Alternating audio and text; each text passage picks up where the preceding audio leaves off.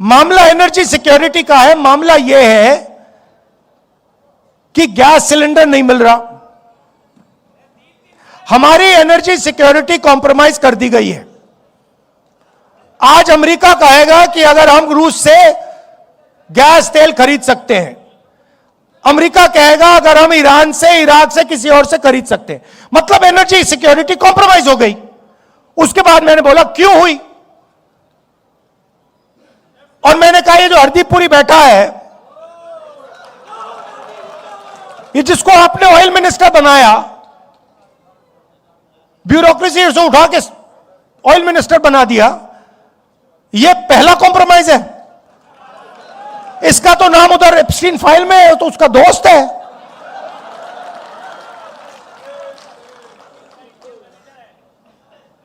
इसकी बेटी के कंपनी में जॉर्ज सोरोस का पैसा गया है। तो जैसे ही मैंने कॉम्प्रोमाइज शब्द का प्रयोग किया, स्पीकर कहते नहीं भैया, नहीं कॉम्प्रोमाइज सब नहीं बोल सकते।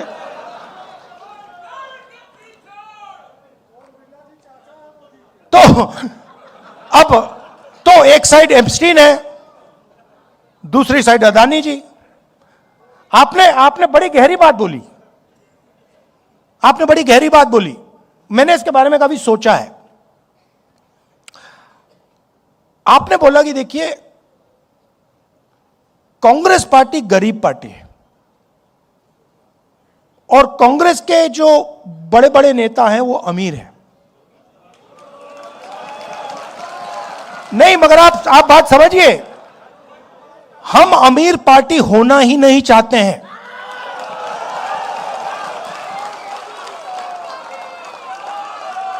ये कांग्रेस पार्टी का डिजाइन गांधी जी के टाइम से यही है भैया।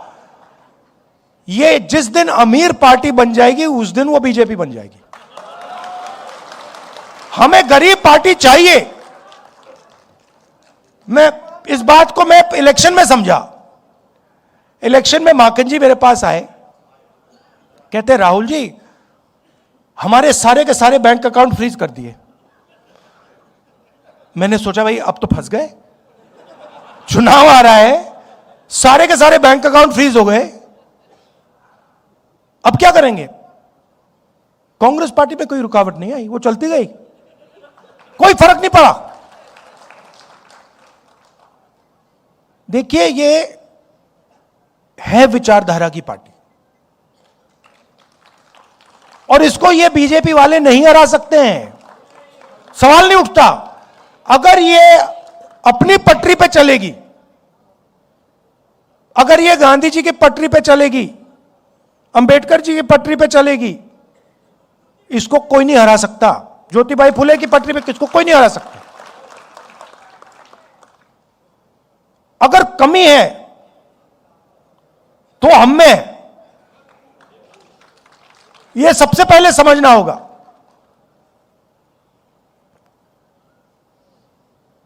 और अब हमने मन बना लिया है, कांग्रेस पार्टी ने मन बना लिया है कि जाति जनगणना होगा, और दलितों को, पिछड़ों को, आदिवासियों को, अति पिछड़ों को, माइनॉरिटीज को हिंदुस्तान के पावर स्ट्रक्चर में जगह मिलेगी। और ये कुछ भी कह दे, कुछ भी कर दे, मैं इस बात को छोड़ने वाला नहीं हूं। और अब मामला बड़ा आसान हो गया है। मामला क्यों आसान हुआ? क्योंकि उनका जो आदमी है वो कॉम्प्रोमाइज है, उसको पकड़ लिया हमने। अभी आपको पता नहीं लग रहा, मगर हमने उसको पकड़ लिया है।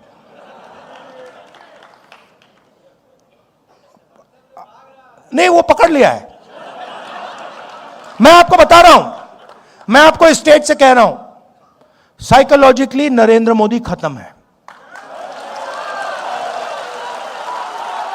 राजनीति में हार पहले हो जाती है, हार पहले यहां होती है, मन में यहां पे हार हो जाती है, उसके बाद होना ही होना है।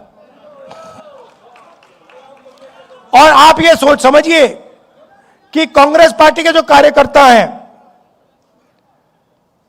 और जो हमारे दलित भाई हैं, आदिवासी भाई हैं, पिछड़े वर्ग के भाई हैं,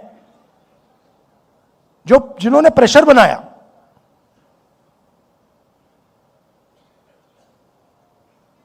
उन्होंने नरेंद्र मोदी को खत्म किया है। और मैं आपको बता देता हूं, देखिए,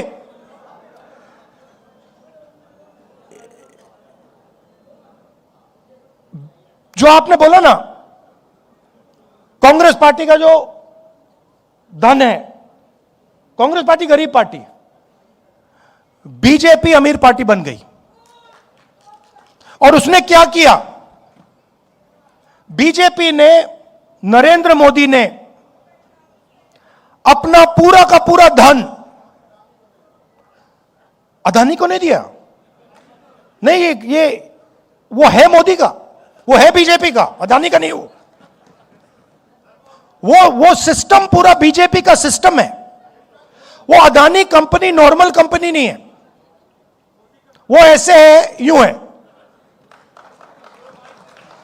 और पूरा का पूरा जो स्ट्रक्चर है, फाइनेंशियल स्ट्रक्चर है, बीजेपी का फाइनेंशियल स्ट्रक्चर, वो अदानी कंपनी में है। और इस बात को अमेरिकनों ने समझ लिया और पकड़ लिया। इसलिए अमेरिका में केस किया है। भाई और बहनों, वो केस अदानी जी के खिलाफ नहीं है, वो केस सीधा मोदी जी के खिलाफ है। और वो केस मोदी जी को मैसेज है कि अगर आपने हमारी बात नहीं सुनी तो हम आपका पूरा का पूरा फाइनेंशियल सिस्टम खोल देंगे, हिंदुस्तान को दिखा देंगे। तो अब नरेंद्र मोदी जी हिंदुस्तान के प्रधानमंत्री नहीं रहे हैं, वो अब अमेरिका का काम कर रहे हैं। और जब मैं ये बात पार्लियामेंट में कहने जा रहा था, नरेंद्र मोदी भाग के निकल गए। आंख में आंख नहीं मिला सकते।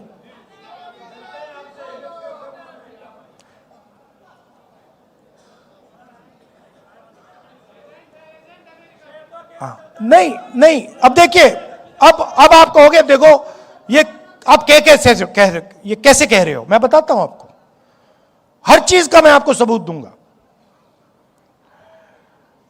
हिंदुस्तान का कोई भी प्राइम मिनिस्टर कृषि का सिस्टम नहीं खोल सकता।